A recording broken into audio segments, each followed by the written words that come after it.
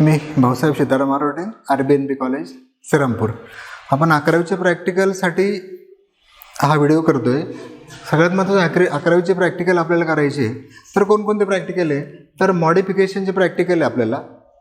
Modification of root, modification of stem आणि modification of leaf असे 3 वेगवेगळे प्रॅक्टिकल आहे.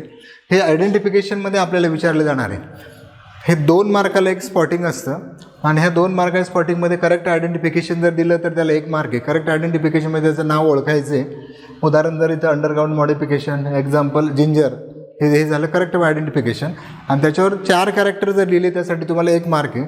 किंवा कमीत कमी 2 कॅरेक्टर लिहावा असं अपेक्षित असतं. 2 कॅरेक्टर लिहिल्यानंतर तुम्हाला 1 मार्क मिळणार आहे. असं हे मॉडिफिकेशनवरचे रूटचं मॉडिफिकेशन असणार आहे, स्टेमचं मॉडिफिकेशन असणार आहे आणि लीफचं मॉडिफिकेशन असणार आहे. हे प्रॅक्टिकल तुम्हाला स्पॉटिंगसाठी 2 मार्काला ठेवलं जाणार आहे. आता आपण जे आज प्रॅक्टिकल घेणार आहे, study the modification of stem. आता you always known about the plant part. तुम्हाला वनस्पतीचे भाग माहिती. जो जमिनीखाली असतो त्याला आपण मुळं म्हणतो, जमिनीच्या वरती जो असतो त्याला आपण खोड म्हणतो. आणि खोडावर काय येतं? फांद्या असतात, पानं असतात, फुलं असतात आणि फळं असतात. बरोबर. आता सगळ्यात महत्त्वाचं आपण प्रॅक्टिकल जे शिकतो ते मॉडिफिकेशन ऑफ स्टेम. मग सगळ्यांना आपल्याला माहिती आहे की जो भाग जमिनीच्या खाली असतो तो वरचा जो पार्ट आहे जमिनीचा, म्हणजे खोडाचा जो पार्ट किंवा स्टेमचा पार्ट असेल, लीफ असेल, त्याला फ्लावर असतील, फ्रूट असतील, हे सगळं धरून ठेवायचं काम करतं. रूट धरून ठेवायचं काम करतं. आणि स्टेम जे एरियल पार्ट जो असतो, दीज आर द पॉझिटिव्ह जिओट्रॉपिक, याला म्हटलं पॉझिटिव्ह फोटोट्रॉपिक म्हटलं जातं. फोटोट्रॉपिक म्हणजे काय? हा प्लांट जो पार्ट जो आहे तो सूर्यप्रकाशामध्ये दिसतो म्हणून त्याला पॉझिटिव्ह फोटोट्रॉपिक म्हटलं जातं. हा सूर्यप्रकाशामध्ये दिसणारा जो भाग आहे, तुम्हाला सगळ्यांना माहिती आहे, ज्यावेळेला when we study about the प्लांटचा ज्या वेळेला अभ्यास करतो त्यावेळेला एरियल पार्ट जो तो काय करतो? खोड तयार करायचं काम कोण करतं? तर हे स्टेम करतं. म्हणजे बऱ्याच वेळा वूड फॉर्मेशनचं काम करतं. त्या खोडावर पानं आणणं, फुलं आणणं, फळं आणणं, हे सगळं काम जे आहे ते खोड करतं. मग आपल्याला मॉडिफिकेशन शिकायची गरज पडली. का बरं मॉडिफिकेशन? स्टेमचं मॉडिफिकेशन. मग काय केलं माहिती का? खोडाचं काम काय होतं? फांद्या आणणं, फुलं आणणं, फळं आणणं, त्याच्यानंतर वूड फॉर्मेशन करणं. हे काम त्यांनी सोडलं आणि वेगळं काम सुरू केलं. म्हणून आपल्याला शिकावं लागणार आहे की मॉडिफिकेशन ऑफ स्टेम. काय काम होतं? वूड तयार करणं, पानं आणणं, फुलं आणणं, फळं आणणं, म्हणजे formation of branches, leaf, flower, fruit आणि formation of wood. These are the important function. हे सोडलं आणि वेगळं काम सुरू केलं म्हणून आपल्याला मॉडिफिकेशन शिकायची गरज पडली. मग काय वेगळं काम सुरू केलं? तर बेस्ट पहिलं आपण पाहूया मॉडिफिकेशन ऑफ स्टेममध्ये underground modification of rhizome. Underground modification of stem. आता स्टेम हे अंडरग्राऊंड असतं का? कधीच नाही. मग ते अंडरग्राऊंड म्हणजे काय? The stem live inside the soil or below the soil. जमिनीच्या खाली. मग जमिनीच्या खाली असल्यामुळं काय झालं? Some modification can be found it. What is the modification? You always know about the ginger or as a turmeric. तुम्हाला हळद माहिती आणि अद्रक पण माहिती. कुठे येतं? These are the dorsiventrally flatten.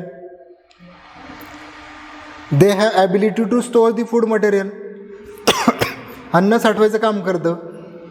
खरं काम काय होतं? These are the aerial part होता. मग आपण हे अंडरग्राऊंड मॉडिफिकेशन आपण पाहूया. आता माझ्या हातामध्ये दिसतंय तुम्हाला, दीज आर दी जिंजर. हे जे आहे ते अद्रक दिसतंय. आता हे अद्रक तुम्ही पाहिले. These are the dorsiventrally flatten. These are they brown in colour आणि they having the nodes and internodes. What is nodes and internodes? ऊस तुम्हाला माहिती आहे. ऊसाला कांडी असते. त्या कांडीवर एक डोळा असतो. 2 डोळ्याच्या मधलं अंतर जे असतं ते त्याला इंटरनोड म्हटलं जातं. मग ज्या वेळेला this stem live inside the soil, ज्यावेळेला हे जमिनीमध्ये राहतं त्यावेळेला ते काय होतं? ते have ability to germinate or as grow in favourable period or as condition.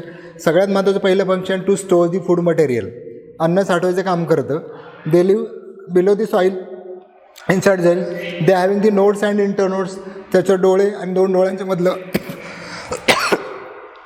डोळ्यांच्या मधले अंतर असतं. ज्यावेळेला फेवरेबल पिरियड येतो त्या फेवरेबल पिरियडमध्ये ह्या नोडल पोर्शनमध्ये जे डोळे असतात ते जर्मिनेट होतात. It gives the new plants. So these are the special modification, underground modification. It is known as the rhizome. Best example that is ginger to stores the food material. These plants, these stem are dorsally ventrally flattened. They having node and internode. The node have ability when favorable condition occurs. That times the node germinate and give the new plants. In drought condition, they remain inside the soil. In rainy season, these are the favorable period. They will be start. That times it get germinate and gives the new plants. So these are the first modification of stem, underground modification. Second important, that is sub-aerial modification. पहिलं जे modification होतं it was the below the soil. Second was sub-aerial modification. What is meant by sub? Sub म्हणजे below. Aerial म्हणजे काय? हवा. म्हणजे हवेच्या काही भागापर्यंत खाली. मग व्हॉट इज द काही भागापर्यंत खाली म्हणजे काय? What is the below? You always known about the glass. पाण्याचा ग्लास माहिती आहे तुम्हाला. पाण्याच्या ग्लासमध्ये जर काही भागापर्यंत जर आपण पाणी भरून ठेवलं, पाण्याच्या काही भागापर्यंत, बऱ्याच वेळा तुम्हाला विचारलं, हा ग्लास बरं भरलेला आहे का रिकामा? तुम्ही काय म्हणणार? ग्लास अर्धा भरलेला आहे. कोणी काय म्हणेल? ग्लास अर्धा रिकामा आहे. म्हणजे ज्या ग्लासमध्ये काही भागापर्यंत जर आपण पाणी घेतलं तर तो ग्लास काय होता? काही भाग उघडा होता, रिकामा होता. म्हणून तुम्ही काय म्हणणार? ग्लास अर्धा भरलेला आहे, ग्लास अर्धा रिकामा आहे. म्हणजेच हे मॉडिफिकेशन कसं आहे? Sub aerial modification. Some part of the plants are toward the light and some part of the plants are toward the soil. म्हणजे काही भाग हवेमध्ये आहे आणि काही भाग जमिनीला चिकटलेला आहे, म्हणून त्याला म्हणायचं sub aerial modification. Best example, याचं सगळ्यात महत्त्वाचं एक्झाम्पल आपण पाहूया. That is Cynodon, dactylon. These are the best example for it. आता हे बऱ्याच वेळेला आम्हाला आपण खेड्यामध्ये राहत असल्यामुळे सगळ्यांना परिचित आहे. याला काय म्हणतात? सगळ्यांना माहिती. दीज आर दी सायनाडॉन म्हणजे हरळ. ही हरळ आहे. मग काय मॉडिफिकेशन झालं पहा बरं. काय मॉडिफिकेशन? हरळीमध्ये काय modification? It is also non as the runner. Runner म्हणजे काय? पळणे. रनर म्हणजे काय? पळणे. हा तुम्हाला माहिती आहे. बऱ्याच वेळा आपण गणपतीचे दिवस आले की त्यामध्ये दुर्वा वगैरे वापरतो, ह्याचा शेंड्याचा भाग घेऊन पाहतो. मग आता what is nodal and what is internodal portion? ही जर दुर्वा किंवा रनर जर पाहिलं, इथून त्याला एक न्यू बर्ड आला. हा एक न्यू बर्ड आल्यानंतर काय झालं? पुढच्या बाजूला वाढायला लागलं. मग पुढच्या वेळेला दीज आर द रनर. मग ज्या when they come in contact, that is nodal portion. When come in contact with the soil they arises the roots. कोणत्या प्रकारचे root? These are the fibrous roots. म्हणजे ज्याला फायब्रस रूट्स म्हणतात. These roots are attach to the soil. When they fix to the substratum or the soil, again the new bud can be developed again run in any direction. म्हणजे these are the special feature of these plants. They are having the nodes and internodes. Each and every nodes, when they get fixed to the soil or substratum, from this nodal portion they arises the buds, and these buds or nodes runs in any direction. So these are the sub-aerial modification. हे सगळ्यात महत्त्वाचं sub-aerial modification.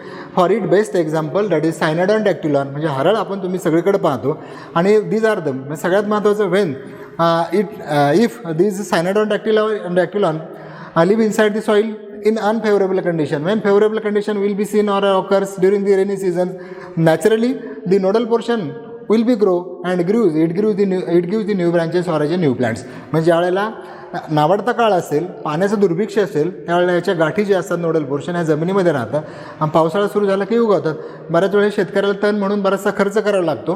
परंतु आपल्या अभ्यासामध्ये sub aerial modification, part of the some plant body are present into the air and part of some body are sticks to the or runs toward the soil, so name is given, that is the sub-aerial modification.